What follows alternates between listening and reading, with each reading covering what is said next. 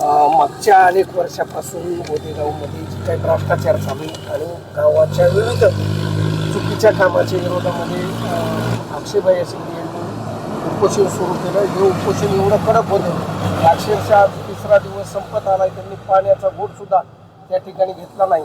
आमचा प्रयत्न हे राहिला की बाबा चुकीच्या कामाला इथं जे काही इथली राजकीय शक्ती जी पाठबळ देत आहे त्याच्याच आशीर्वादाने हे सगळ्या काही गोष्टी चालू आहेत.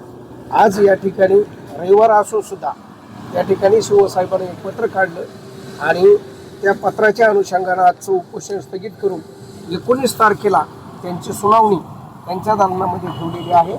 परळी तालुक्यामधला जर आपण बघितलं असेल, गोदेगावच नाही तर बहुतांश गावामध्ये प्रचंड मोठ्या प्रमाणात भ्रष्टाचार झाला चालू आहे आणि या सगळ्या गोष्टीच्या विरोधामध्ये असे 9 तरुण या ठिकाणी आपली पूर्ण ताकद आपली जीव धोक्यात घालून सुद्धा इथं काम करत आहेत.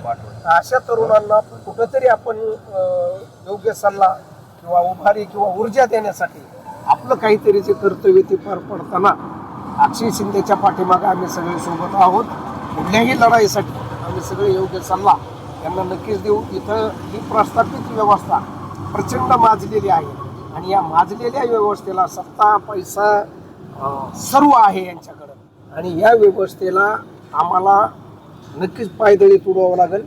या भारत देशामध्ये आपण कोकरोच जनता पार्टीचं दीपक म्हणजे अभिजित दिपकेचं जर बघितलं असेल तर भारत देशामध्ये आता युवकांचं राज्य या ठिकाणी युवकांच्या हातात देत जात आहे असं कुठंतरी आम्हाला दिसत आहे. आणि आमच्या परळी तालुक्यातलाही हा अक्षय शिंदे युवकच आहे आणि ज्यानं गावच्या अनेक वर्षांच्या भ्रष्टाचाराच्या विरोधामध्ये कोणाचीच हिंमत नव्हती गावात भर काढायची.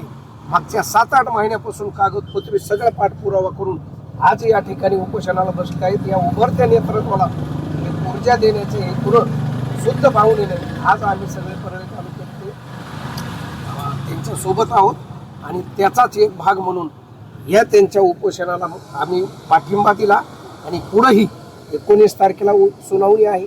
त्यामध्ये आम्ही बघू काय होतंय काय नाही होत आणि तिथेही जर काही चुकीच्या गोष्टी जर झाल्या तर 20 तारखेपासून अक्षय भैया नक्की त्या अजून ताकदीनं पुढच्या उमेदीनं त्या भ्रष्टाचाराच्या विरोधामध्ये आपली लढाई लढणार आहेत आणि त्यांना सर्वतोपरी सहकार्य आमच्या सगळ्यांचं या ठिकाणी राजकीय सामाजिक क्षेत्रात काम करणारे आम्ही सर्वजण पाठीशी राहू एवढं या ठिकाणी मी त्यांना सांगतो.